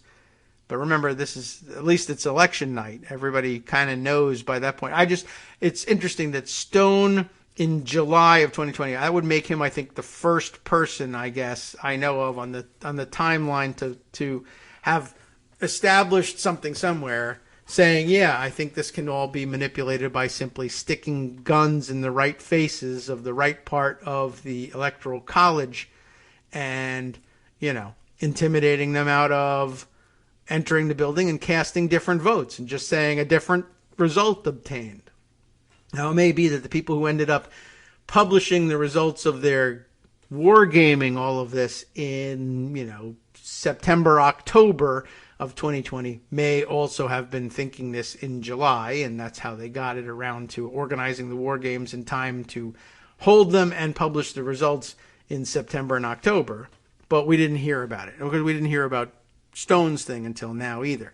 But I guess let that be a lesson to you. If you think that the election is going to be stolen such that you need to run a war game on something like this in September or so, get a Danish film crew on you right away. So here we go. Now on election night, though, he's saying, okay, so he's echoing Trump. Things are going to be getting crazy. On November 5th, as vote counts in key states slipped away from Trump, Stone coordinated a response during a rapid-fire succession of calls. As the filmmaker drove him to his makeshift office space in a strip mall near his home, Stone told one associate to create an account for hunting election fraud on an encrypted email service to avoid surveillance. Dictating text messages, Stone told an aide to resurrect his Stop the Steal campaign, the one he formed in 2016, remember? He predicted to another aide that his brand was about to be quite a bit hotter as a result, adding, we're going to raise money from Stop the Steal. It will be like falling off a log. That is, they will use Stop the Steal to raise money and then keep that money. It's going to be easy. That day, working from a desk in his office surrounded by Nixon memorabilia, Stone directed aides to recruit retired military and law enforcement officials for Stop the Steal. And by the way, who populates the ranks of the so-called Oath Keepers?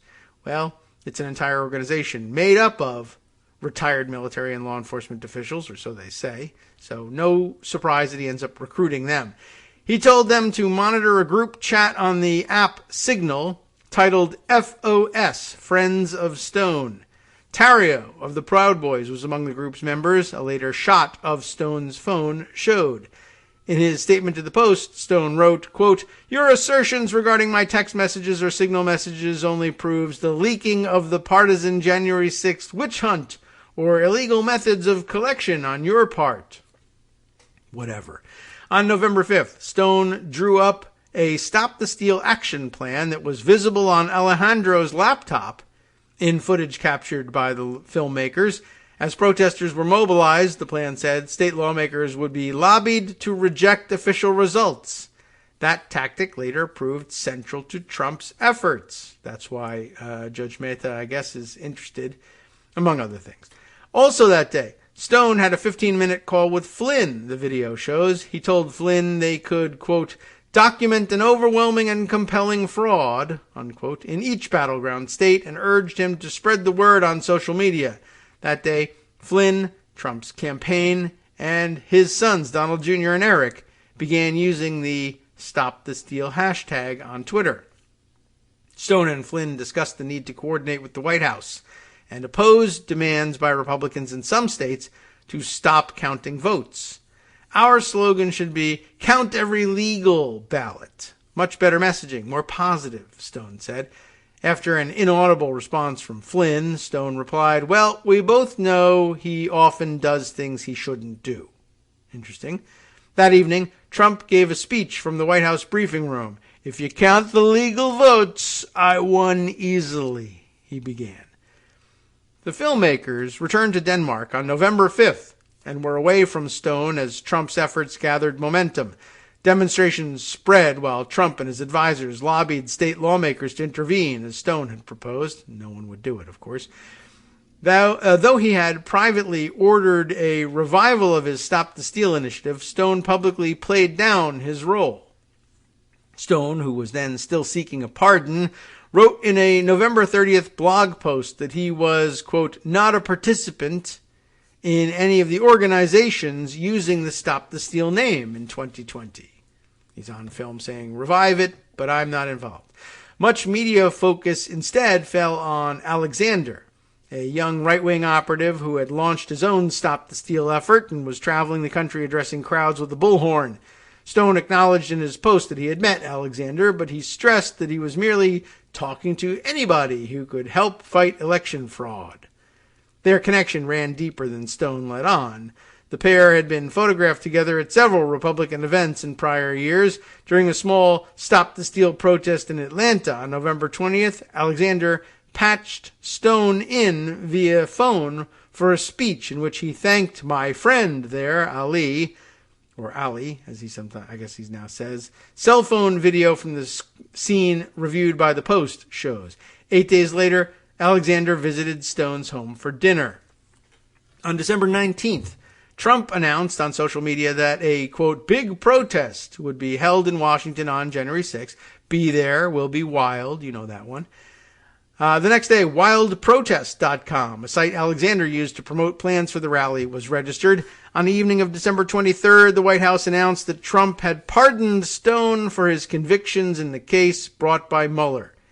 Alexander celebrated on a live stream, promoting the January 6th rally and boasting of what he and Stone could achieve, quote, "now that we can work together publicly." "Roger's fully in the fight now," Alexander said. "Roger wasn't allowed to be fully in the fight. We've taken the leash off the pit bull, so this is something Roger and I have been planning for a long time.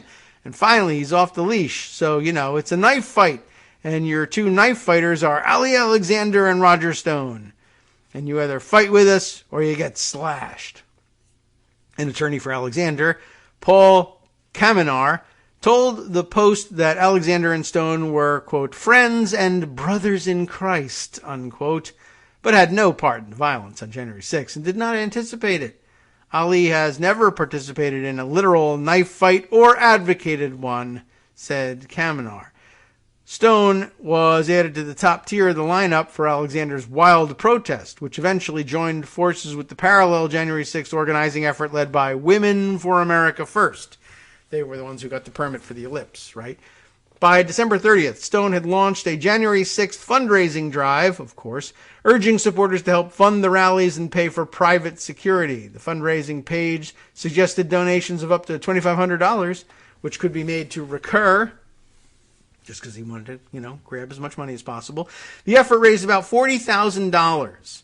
According to a person familiar with it, the funds were directed to an online account in the name of a lawyer who has worked extensively with Stone, according to the person, who spoke on condition of anonymity. In early January, the filmmakers rejoined Stone as he and thousands of others poured into D.C. for rallies aimed at pressing Vice President Mike Pence and Republicans in Congress to block the certification of Joe Biden's victory. Stone stationed himself close to the White House at the five-star Willard Hotel, which at the time was a hive of pro-Trump activity.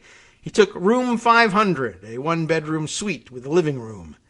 Elsewhere in the hotel, Trump's outside lawyers, including Giuliani and John Eastman, ran their separate command center from another one-bedroom suite.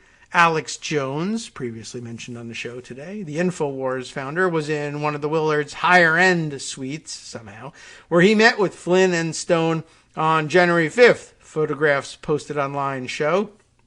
In his statement to the Post, Stone defended the efforts to press Congress to reject the election result. When Hillary Clinton sought to stop the certification of Trump's election by the Electoral College in 2017, which she didn't really do, the Washington Post found it neither seditious or illegal, he wrote. A handful of House Democrats unsuccessfully raised objections to the certification of Trump's 2016 win. True. In the evening of January 5th, Stone appeared at the Rally to Save America at Freedom Plaza near the Willard. He told the crowd he would stand with them, quote, shoulder to shoulder the next day in what he called a fight between good and evil. In his remarks, Alexander thanked my friend Roger Stone for his guidance. I am here to say it couldn't be done without Roger Stone, Alexander said. Stone was transported and guarded on January 5th by multiple Oath Keepers. The filmmaker's footage and other video posted online show, and 4 Oath Keepers escorted Stone back to the Willard after his speech at about 8 p.m. 2 of the Oath Keepers who were with Stone, Joshua James and Brian Ulrich, were later charged with seditious conspiracy after allegedly storming the Capitol. James pleaded guilty last week actually, and agreed to cooperate with federal prosecutors. A third, Mark Grods, G-R-O-D-S, admitted in a plea deal that he traveled to the D.C. area from Alabama with 2 guns. Remember, they're all unarmed? Oh, yeah. With 2 guns, and joined fellow members in the Capitol riot.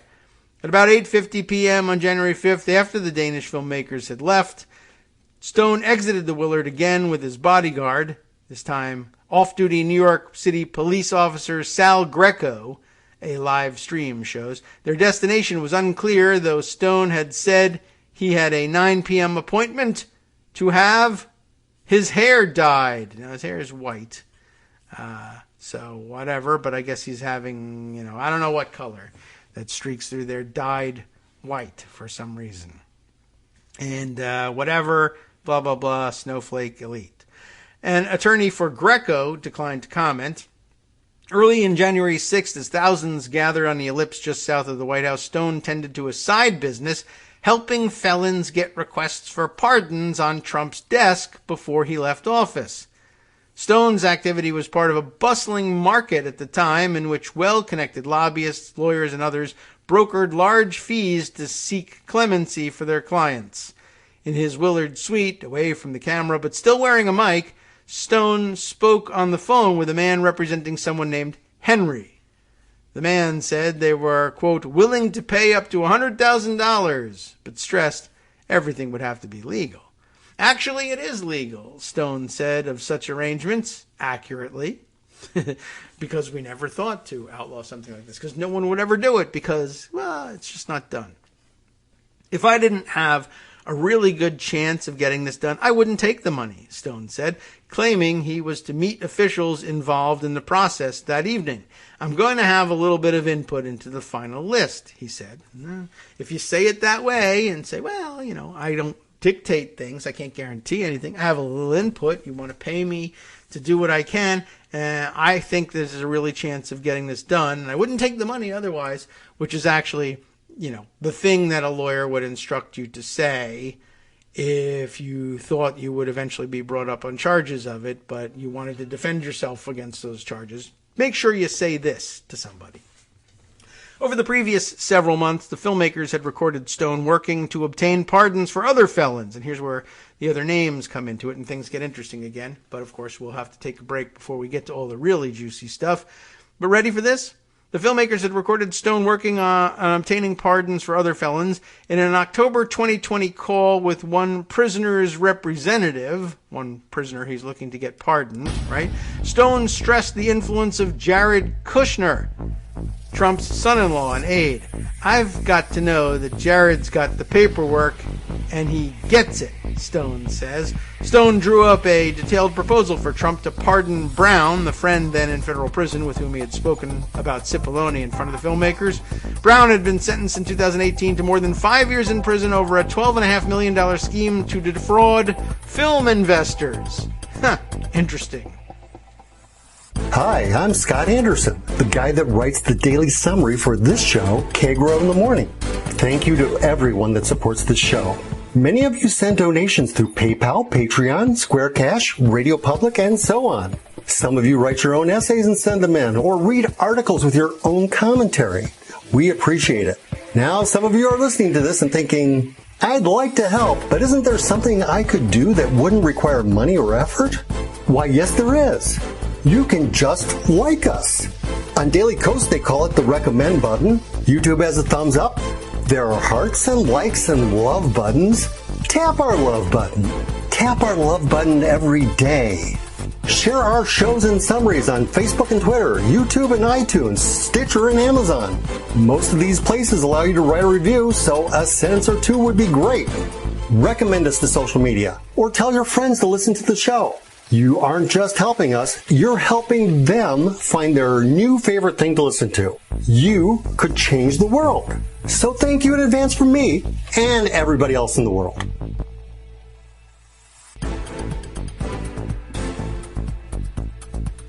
All right, welcome back now to the Kagro in the Morning Show here on Edwards Radio.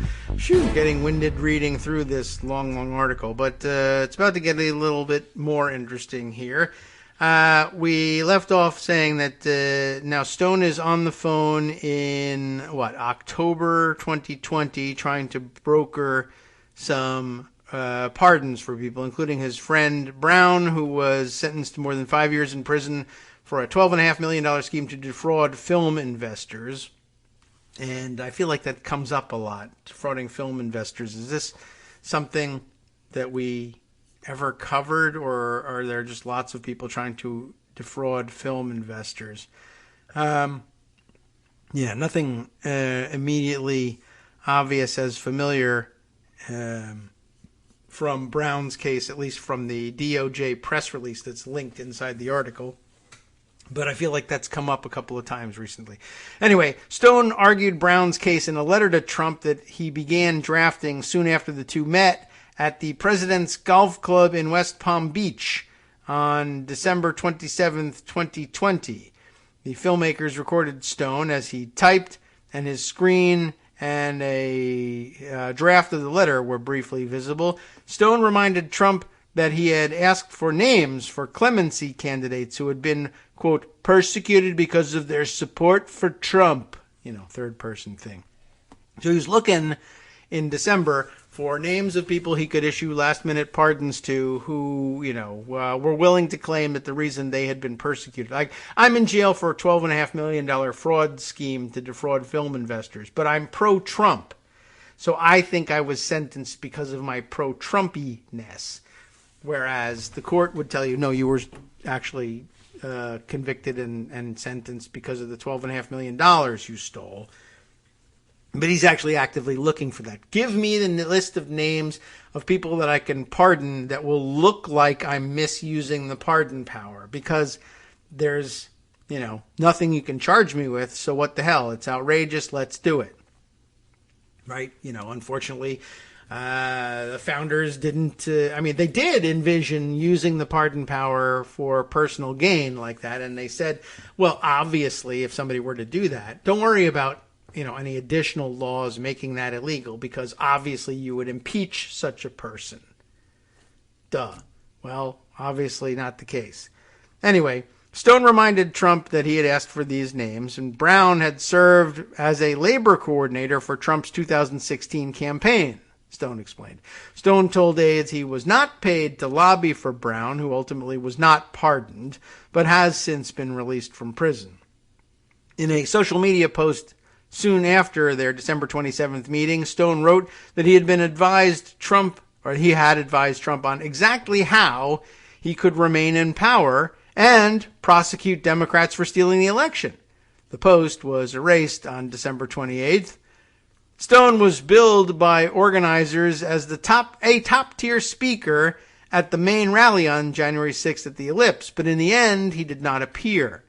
His aide, Kristen Davis, was filmed apparently struggling to reach organizers by phone to secure VIP access, and Stone said in footage that they could not otherwise get from the Willard to the stage. Whether or not that's really true, I doubt very much, but he wants VIP treatment wherever he goes. Kristen Davis, though, by the way, you should probably remember, is a longtime associate of Stone's.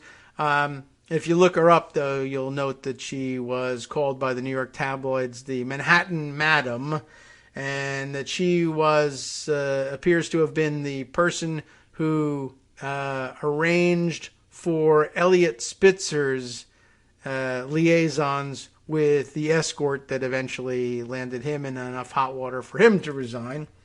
And then everybody had thought, well, I guess that's one of those Stone dirty tricks. And then everybody said, yeah, I guess it is, and walked away from it. Because, you're still not supposed to go with escorts. It's your own doing, to be sure. But, remember that whole episode ends in disgrace for a Democrat. And I thought I heard something about a rumor about a Republican setting that whole thing up. Oh, well, never mind. Stone claimed to aides that organizers he did not identify were conspiring to exclude him from the rally on January 6th. Among the organizers were associates of former Trump advisor Stephen Bannon, who had angered Stone by testifying against him at his trial in the obstruction case. A spokeswoman for Bannon did not respond to a request for comment. The filmmakers told the Post, though, that Stone appeared to change his plans after an encounter in the Willard lobby around 10 a.m. with Bernie Kerik, the former New York City police commissioner, working in Giuliani's command center at the hotel. And yes, former convicted felon as well. The filmmakers began recording their conversation, but were forced to leave by hotel staff for some reason. It's unclear what was said. When we stepped outside, Roger had changed his mind, said Christopher Guldbrandsen, the director. Now he didn't want to go to the Ellipse to see Trump speak. After Kerik left, the footage shows Davis griped that Kerik had previously misled her by saying he would be dealing with a personal matter away from D.C. that day. Stone appeared to fear he would be publicly snubbed by the organizers. The point is, I don't want to be turned away. That's what they want. You don't want to reach for something and not get it, Stone said. In a brief interview with the Post, Kerik said Stone told him that Stone was, quote, not invited to the rally and did not want to go. Kerik said that the trip out of town was actually on January 5th, the previous day, and that Davis may have been mistaken. James, one of the Oath Keepers seen guarding Stone, told a fellow Oath Keeper late in the morning of January 6th that the speaker he was protecting was, quote, angry because he was not getting VIP treatment, according to an FBI report filed in court. The speaker's name was redacted in the report. The Danish filmmaker's footage shows James inside Stone's suite and in the hotel lobby with Stone's bodyguard, Greco, during the hours before the riot.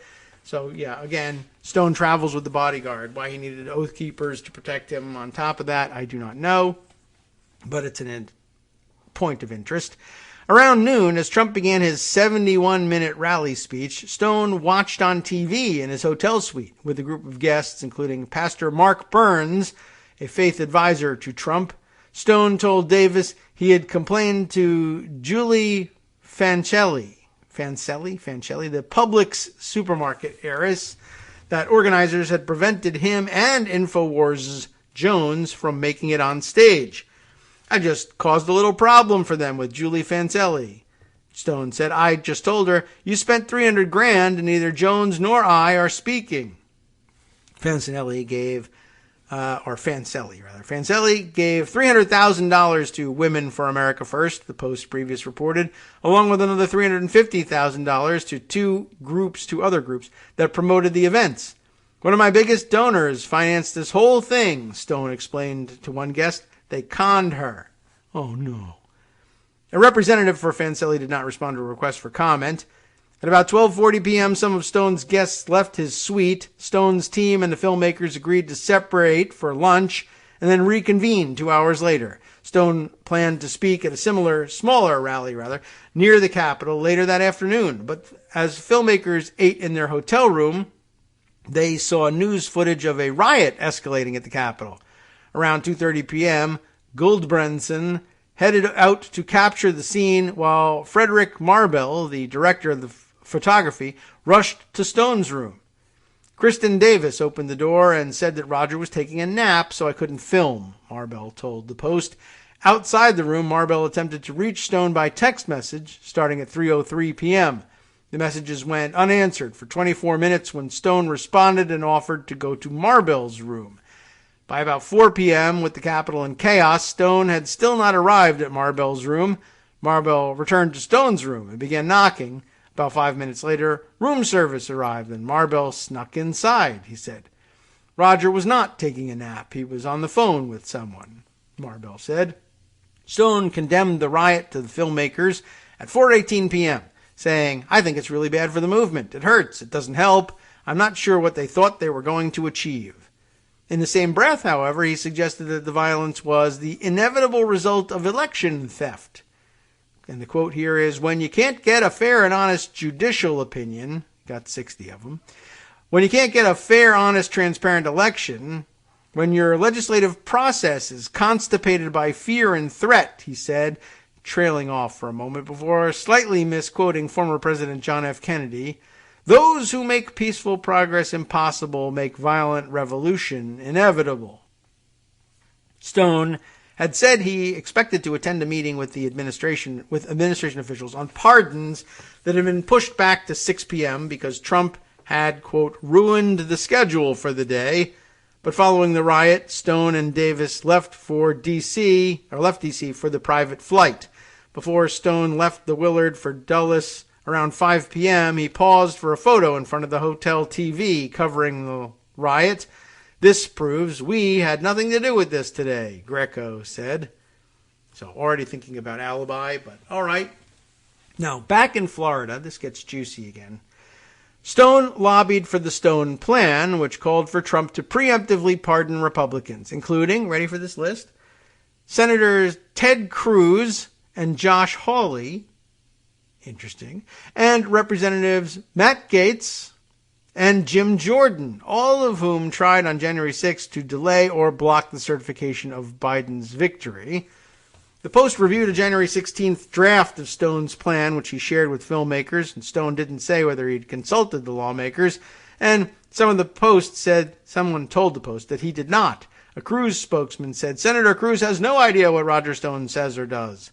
A Jordan spokesman said, Mr. Jordan has never spoken to Roger Stone about pardons, and he never sought a pardon because he did nothing wrong. Months later, Gaetz's campaign paid $20,000 to a Delaware firm formed by Stone, campaign finance reports show. The reports said the payments were for, quote, strategic campaign consulting, but did not give additional details. A spokesman for Gaetz did not respond to a request for comment. Speaking to filmmakers, Stone likened Trump's obligation to his followers to Franklin Roosevelt's responsibility to rescue Jewish people from the Holocaust. Okay. He said copies of the plan were given to Trump and banner name right-wing media figures.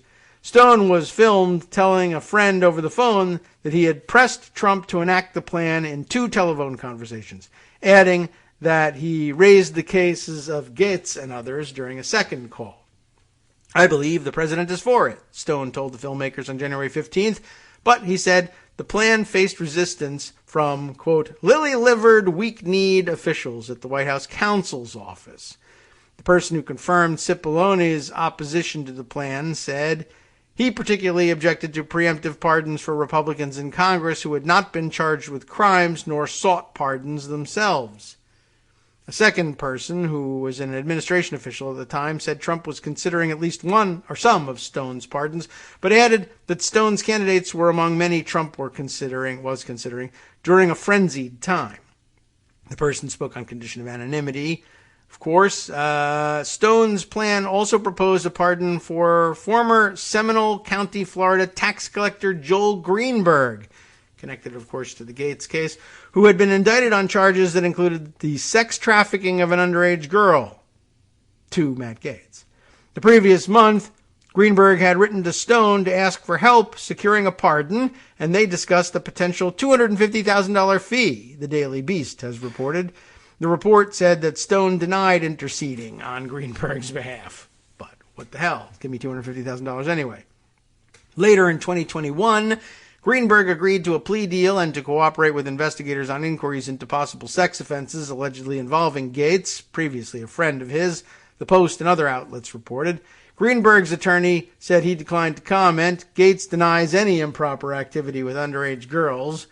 On January 15th, Stone told the filmmakers he endorsed a proposal, one that was not yet publicly known, for Trump to install Jeffrey Clark, a senior Justice Department official, as Attorney General. Stone outlined a scenario in which Trump would order the acting Attorney General, Jeffrey Rosen, to appoint a special prosecutor to investigate Biden, and that he wanted that prosecutor apparently to be Sidney Powell. When Rosen refused, Stone said Trump would oust him and appoint Clark. Clark, I think, would carry out the order of the commander-in-chief, Stone told the filmmakers. News that Trump had indeed considered replacing Rosen with Clark was made public a week later. Stone's pardon wish list also included Michael Sessa and Victor Orena, former members of the Colombo crime family serving life sentences for murder and racketeering convictions in the 1990s. What? Their attorney, David I. Schoen, I don't know whether he's related to Doug Schoen or not, has also represented Stone. There's your connection. So while you're at it, get me some pardons for my mobster murderers. Okay, sure. Stone told the filmmakers he hoped to persuade Trump to hire Schoen to represent him in his Senate impeachment trial on charges of inciting an insurrection. With Schoen advising Trump, all that pardon stuff is easy, Stone said. After Trump left office, Schoen did join his defense, and Trump was acquitted when less than the required two-thirds of the Senate voted to convict him. On January 17th, Stone and Schoen exchanged text messages about their talks with Trump. I think you will hear from the president shortly, Stone wrote. Schoen reported back that he spoke with both Trump and White House Chief of Staff Mark Meadows, also in the news today, saying that the president had telephoned him for what he called a long call and a great call. Schoen told the Post that the calls with Trump and Meadows were focused on him joining Trump's impeachment defense team. A spokesman for Meadows did not respond to requests for comment. A spokesman for Trump acknowledged questions from the Post but provided no responses. But as Biden's inauguration neared, Stone's plan met stiff opposition from White House lawyers. Schoen told Stone in a text message on January 18th that Trump had called him again but was hesitant to commit to the pardons.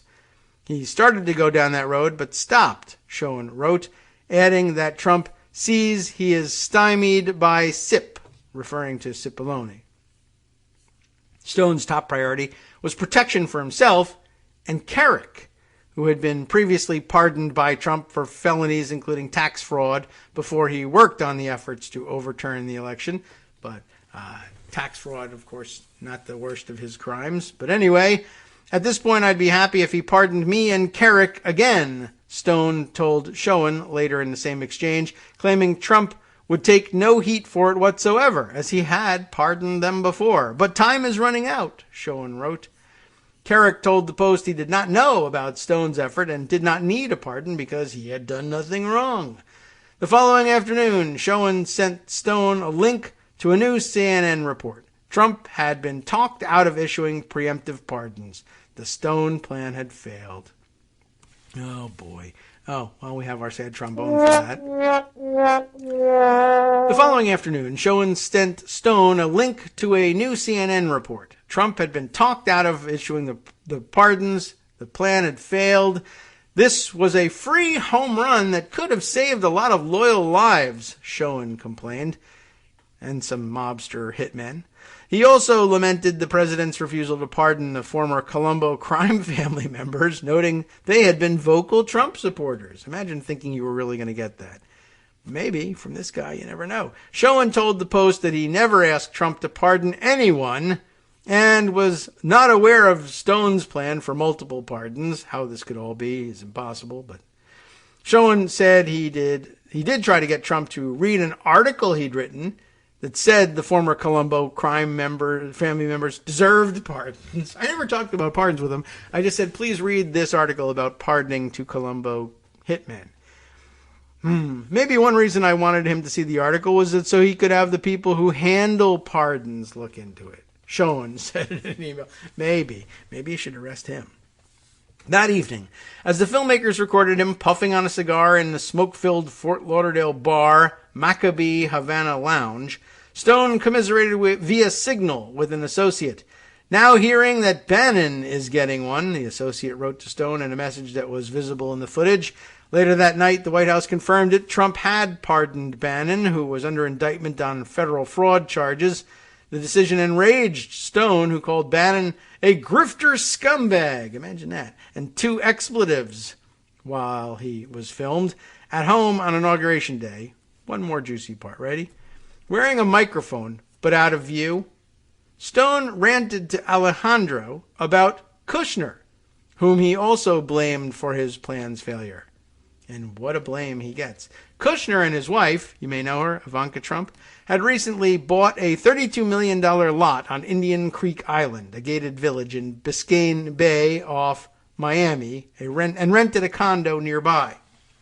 Okay? In 2 weeks, he's moving to Miami, Stone told Alejandro before whispering, so he's not heard, right? But he's on a microphone. He's going to get a beating. He needs to have a beating. And he needs to be told, this time we're just beating you. Next time we're killing you. Aware that filmmakers were nearby, Alejandro urged Stone to say he was joking. No, it isn't joking. Not joking. It's not a joke, Stone replied. Later that day, in a car with the filmmakers, Stone returned to the subject of Kushner during a call with a friend named Tom. Stone said Kushner needed to be, quote, punished in the most brutal possible way. And he would, quote, be brain dead when I get finished with him. Stone told Tom that Cipollone was a target and that he would spend money to advertise Cipollone's home address, which apparently he did not do. And Stone unloaded on Donald Trump, saying he had betrayed his friends, deserved to be impeached, and was the greatest single mistake in American history. Stone added that Trump might be vulnerable to prosecution by federal authorities in Manhattan, that didn't pan out, after declining to preemptively pardon himself. A good long sentence in prison will give him a chance to think about it because the Southern District is coming for him, and he did nothing, Stone said. Though months later he would support a possible Trump bid for the White House in 2024, on Inauguration Day, he mocked the idea. Run again, you'll get your effing brains beat in, Stone said. After ending the call, he turned to the filmmakers. Obviously, if you use any of that, I'll murder you. And that's the end of the article. Isn't that something? What an interesting, complicated man. Well. Anyway. Judge Mehta apparently thinks his role on January 6th might become interesting at some point, and perhaps that's the case. Although you got to wonder how much of this is all just set up, and, you wouldn't be surprised to read later on that Kushner and Stone are pals, and they were both smoking cigars at that Havana lounge, again together. And it's just something Stone does to say something flashy and outrageous and get himself in the news. So, grain of salt, or giant boulder of salt, which I hope falls off of the roof and crushes the skull of Roger Stone. But, it's just a wish list, that's all. You can't hold me responsible for it, and I don't even have a giant boulder made out of salt. Why? I'd never do such a thing even if I did. Anyway, I mentioned that Mark Meadows was in the news, and it's true, and I think we probably pocketed that story. You may have seen it written up in the New Yorker in the last day or two, and here we can, even if we don't find the thing, just give you the basics of it.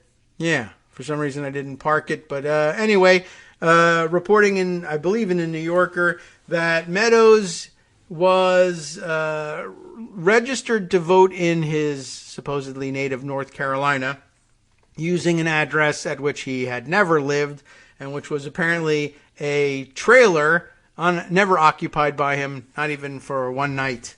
Never stayed there, had no connection to it, and in fact, I guess it was a rental, now owned by somebody else entirely, but that his 2020 voter registration linked that as his address, which of course would be voter fraud. But, oh my God, hypocrisy, what are we going to do? But yeah, just another episode in this whole thing. Now, I have to give myself a note to try and find that story about the Meadows trailer, but you likely have heard it already. So, as I said, we'll pass on going in depth on that one. Let's see, other interesting items that we might be able to share in the next couple of minutes. Well, probably nothing that we can squeeze in at this point. I will note for the record, though, that Politico reported at the end of last week that a judge had rejected a bid by John Eastman to try and slow his own legal proceedings down. Judge rejects Eastman effort to slow down the January 6th committee. This time, Judge David Carter weighing in rather than Amit Mehta. But Dr. Eastman's liberty is not an issue, only his emails, Judge Carter said. And we hinted at this when we spoke on Friday about his loony theories about how the January 6th committee ought to be blocked and how he should be able to exercise attorney-client privilege on that. So he lost on that front and is looking to slow things down, and sounds like he won't win that effort either. Apparently he just doesn't really have a firm or clear grasp of how the legal system actually works. But of course, he's just wrong until he later becomes right, when at a certain level they just say, to hell with it. Let's let you have your way because you're on our side. Let's see. That reminds me that there was another piece here somewhere, which was somewhat surprising. That, why is this not parked in pocket where I thought it belonged? That a judge has decided that Madison Cawthorn's strange theory about how the Amnesty Act of 1872, is that what it was, ought to operate, and that in fact Cawthorn's lawyers' construction of the statute and reading it such that all future Congresses, as well, all members of that Congress in 1872 and all members of any future Congress could get away with insurrection scot-free because by virtue of their being in Congress. That it was his reading that, yes, insurrection is apparently a proper and legal thing for members of Congress to involve themselves in. It's not clear whether you have to be a member of Congress during the insurrection or whether, if you were engaged in insurrection, a good way to make sure that you never go to jail for insurrection is to run for and win a seat in Congress. But that's apparently where things stand for the moment, as a Trump-appointed judge decides that that is a valid legal theory. It seems kind of weird, and there were plenty of other places where he might have been able to intervene and get the same result, but there you have it. He's decided that insurrection is legal for all members of Congress. Well, okay. I feel a little differently. But we'll see if we can look that up. I know I tweeted about that one, certainly, and we'll have to find that one for you. And not really sure why those things are missing, but there were so many news items over the weekend that I don't know. Seems like it probably got drowned out, and maybe the pictures being displayed by Pocket aren't exactly indicative of what lies beneath them, because they came in the form of tweets. They really need to straighten that out with Twitter. Anyway, I can assure you of this: no matter what we weren't able to get to because of the lengthy article about Roger Stone. And remember, he's supposed to become an interesting figure in all of this at some point soon. There's always, of course, Justice Putnam bringing you the West Coast Cookbook and Speakeasy coming up next right here on Netroots Radio. And always a good roundup of the things we missed. And now some time to talk about some of those things before they happen, to entice you to listen to the program. Let's see. We've got Putin, of course, taking Russia back to the depths of the Cold War, a major theme for the past week or so, which he'll expand on. Then, housing advocates seek funding to repeal a California law that keeps black families out of white neighborhoods. That might be a good idea. A contractor defaulted on a contract to build a $12.3 million bridge replacement on Interstate 40 in North Carolina. That's getting pretty local for you. And WNBA players wouldn't have to play overseas, this is a big story, during the offseason and become pawns in geopolitics if they were paid more here in the United States. An interesting question and a big story that we didn't get to. I knew there would be one buried in here somewhere. Stay tuned for that and more from around the country and around the world next with Justice Putnam. NetrootsRadio.com. You have been listening to Kagro in the Morning with David Waldman. Look, Denmark back in the news. The flip side of their wanting to opt out of the NATO thing is that they will be boosting their defense spending directly in response to the invasion of Ukraine while phasing out Russian gas. An interesting and complicated situation to unravel there in Denmark. Stay tuned, and we'll see you tomorrow.